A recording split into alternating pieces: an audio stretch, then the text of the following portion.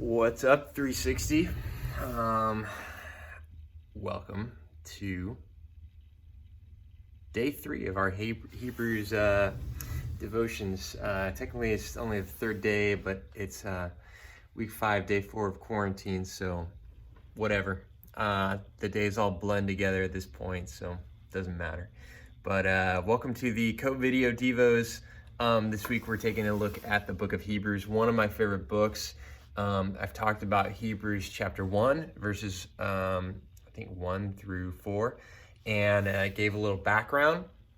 And then yesterday I talked about Hebrews chapter 2 and the idea of drifting away. And today we're going to look at the end of chapter 2.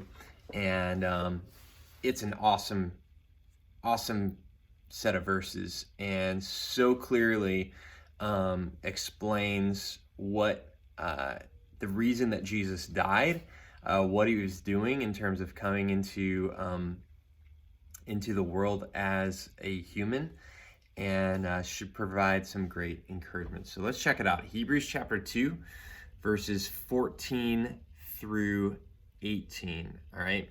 So as I read this verse, I'm reminded of being in the Garden of Gethsemane. And so in Israel, which I've been to a couple times, there's a place called the Garden of Gethsemane. And though we don't know exactly where the spot was, there is a garden. Actually, there's several gardens there today that you can visit. But the one that we visit is a private garden, and it's filled with these old olive trees. And you get a sense of being there, and then you look across the valley, and there's Jerusalem, at that time, the center of the religious life of the Jewish people. And Jesus is there the night before he is betrayed, and he's sweating drops of blood. He's praying and saying, God, I don't want to do this. The suffering is going to be so great, but not as I will, but your will be done. And he goes ahead with his suffering and execution, and decides to partake and participate in that. Now, with that in mind, check out Hebrews 2. I had a friend, I remember a couple of years ago, maybe it was not too long ago, but who struggled with this question, like, why did Jesus have to die? Like, why couldn't God just do away with sin or fix things some other way? Why did he have to be sacrificed on a cross? Like, what's the purpose in that?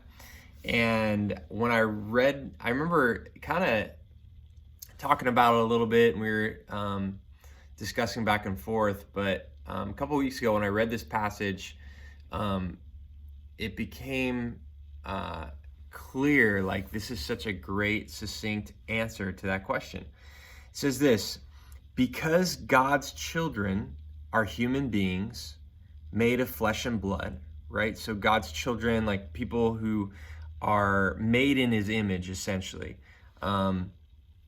So the Son also became flesh and blood.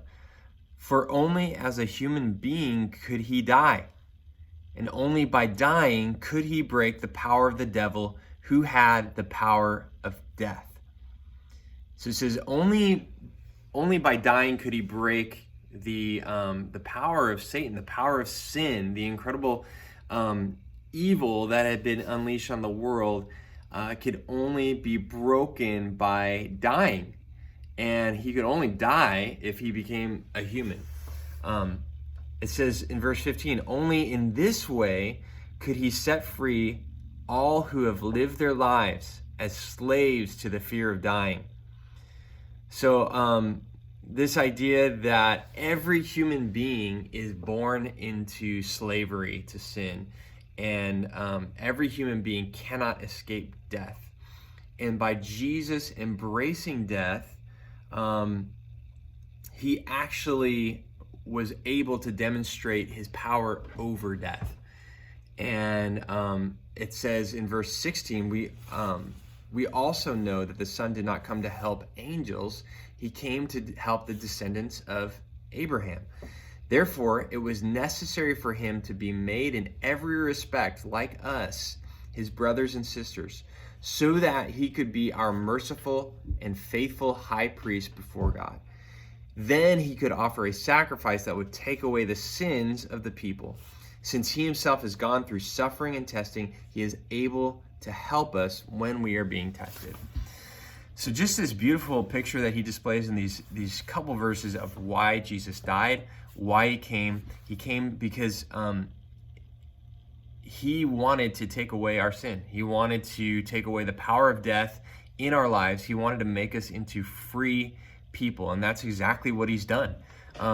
By dying on the cross, by defeating death, by rising again, he is our high priest. He is our representative to God for us. He directly has access to God, but he also directly has access to humanity and our emotions and our experiences and our temptations and our struggles.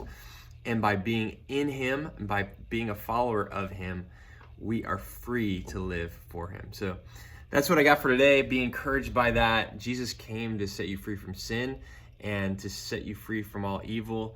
He was a human just like us, except he defeated death on the cross through his resurrection, and we can live as free people. So check out Hebrews 2, verses 14 through 18. Awesome set of verses, and we'll catch you later.